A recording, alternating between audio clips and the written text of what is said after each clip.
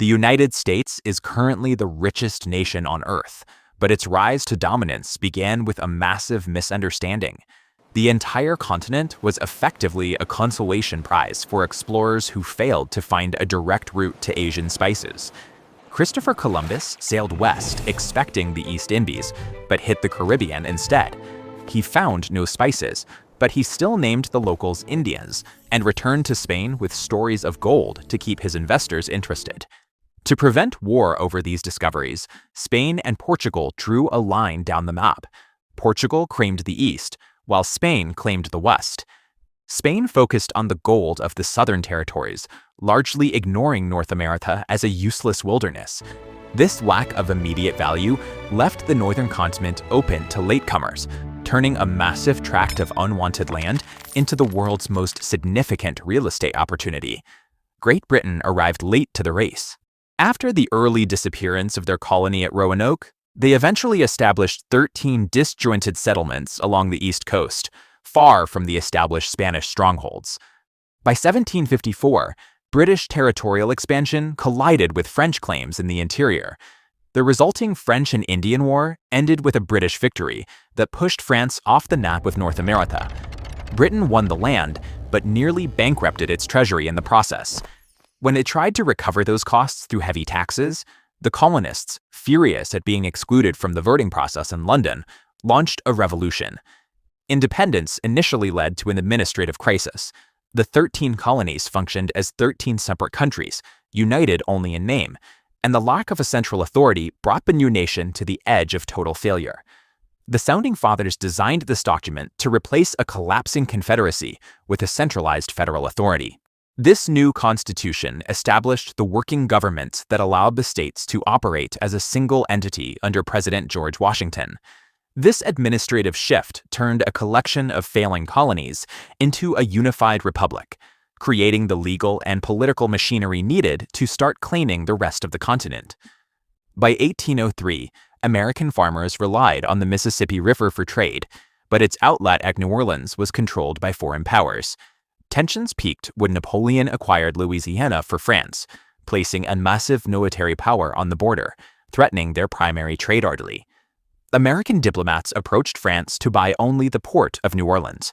However, Napoleon was preparing for a new war with Britain and needed immediate cash more than North American land. For $15 million, the U.S. purchased the entire Louisiana territory.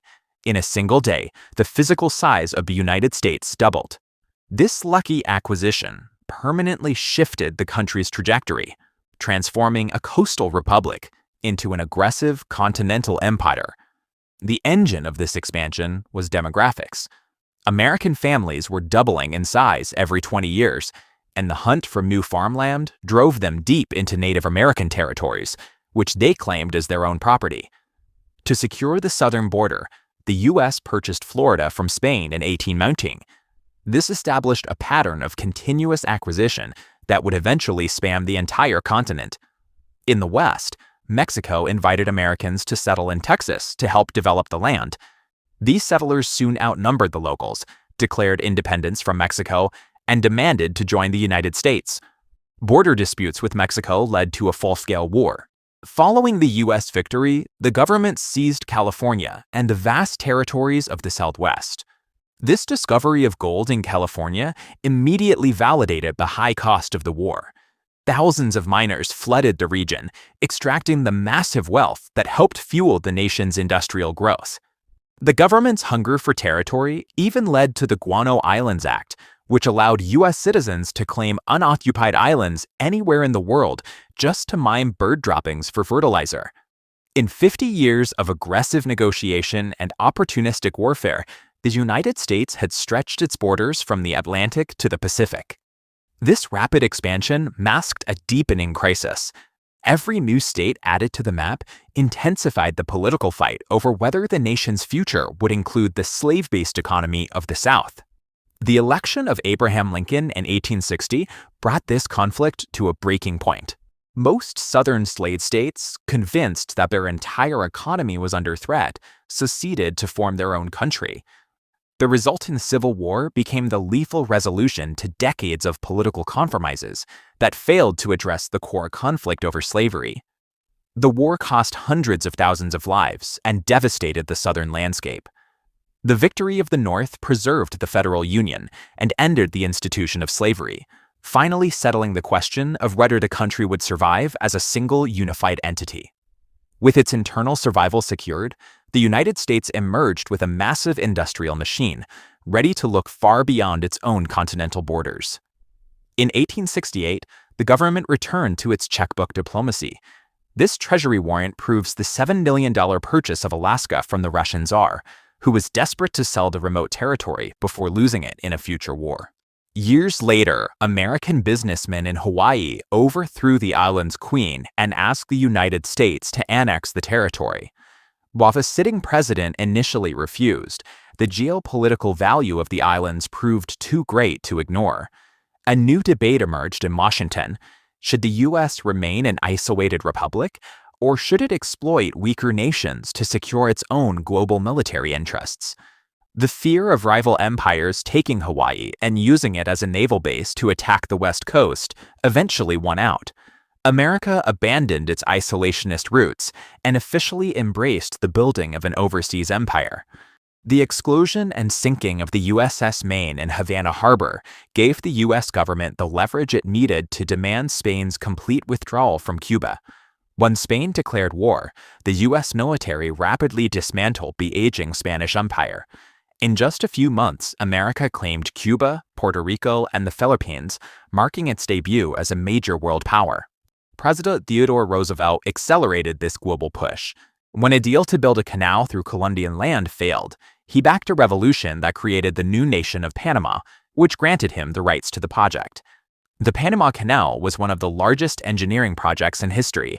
Its completion gave the U.S. Navy a massive strategic advantage, allowing warships to move quickly between the Atlantic and Pacific Oceans. Roosevelt protected these new global interests by building a massive navy, officially cementing America's status as a formidable international force as World War I began. The useless landmass once ignored by Columbus was now a world power, its military and economy moving at a pace few European empires could match. What began as a series of opportunistic land deals had fundamentally rewritten the global map. In a single lifetime, the United States went from relying on horse-drawn carriages to putting human footprints on the moon. This transformation came through a cycle of global shocks and domestic crises that forced the country to adapt or break. In 1914, as Europe exploded into World War I, the American plan was to remain a distant, untouched spectator, watching from across the Atlantic.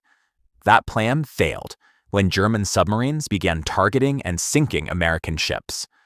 By 1917, the United States abandoned its distance and entered the war. The arrival was decisive.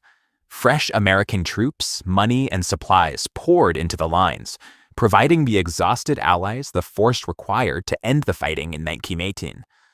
While the war shattered Europe, it left American land untouched, and its factor is booming. A distant former colony had stepped onto the world stage as a giant. During the 1920s, that momentum triggered an explosion of spending. People used credit to buy new consumer technologies like radios and cars, while Wall Street climbed on a wave of speculation. This graph shows how fragile that get-fueled growth really was. The line climbed steadily throughout the decade, only to vanish during the 1929 market crash. The fallout was immediate. Banks failed, millions lost their jobs, and the wealthiest nation on earth was hollowed out. Families once spending on credit were now waiting in lines just for bread. While the country struggled to recover, a new threat was building in Europe and Asia. For a second time, the United States hoped distance would offer protection from a global conflict. That morning, December 7, 1941, destroyed any remaining hope of isolation. Japanese planes struck the American fleet in Hawaii, sinking battleships and killing thousands in a single morning. The response was an unprecedented industrial mobilization. Club assembly lines were turned into tanks, and civilian factories became the arsenal powering the Allied war machine. This massive output directly dictated the course of the war, from Europe to the Pacific.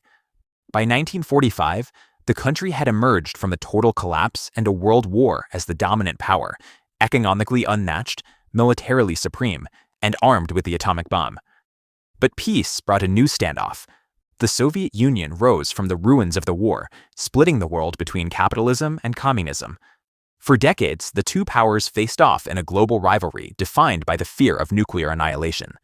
Schoolchildren practiced duck-and-cover drills, living with the constant possibility of a world-ending flash. This rivalry pushed technology to the limit. Ambition shifted from the battlefield to orbit, leading to the 1959 moon landing, a symbolic triumph for the American project. Yet, while the nation projected freedom and power abroad, it faced a profound failure at home. Millions of Black Americans were still being denied basic rights through systemic discrimination and violence.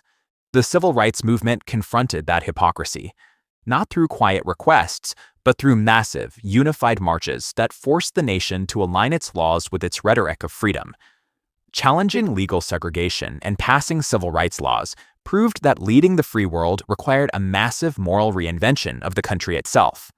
In 1991, the Soviet Union collapsed, leaving the United States as the lone global superpower. The 1990s were a period of absolute dominance. The American military reach was global, its culture was everywhere, and it was the central hub for the newly exploding internet age. That sense of security vanished on September 11, 2001. The attack on the World Trade Center and the Pentagon happened in full view of the world, marking a shift toward an era of endless conflict and constant surveillance. The massive response proved that even a lone superpower faces enormous costs. The decade that followed was defined by expensive wars and a search for security in an increasingly unpredictable world. Today, the United States retains a massive global footprint. Its navy controls sea lanes, its currency shapes the world economy, and its tech companies built the digital systems billions use daily. But the focus is shifting away from traditional land and factories toward a new technological frontier shaped by data, AI, and chips. Through a century of market collapses and global wars, the country used devastating failures as the raw material for its next stage of growth. Now, the next test is waiting.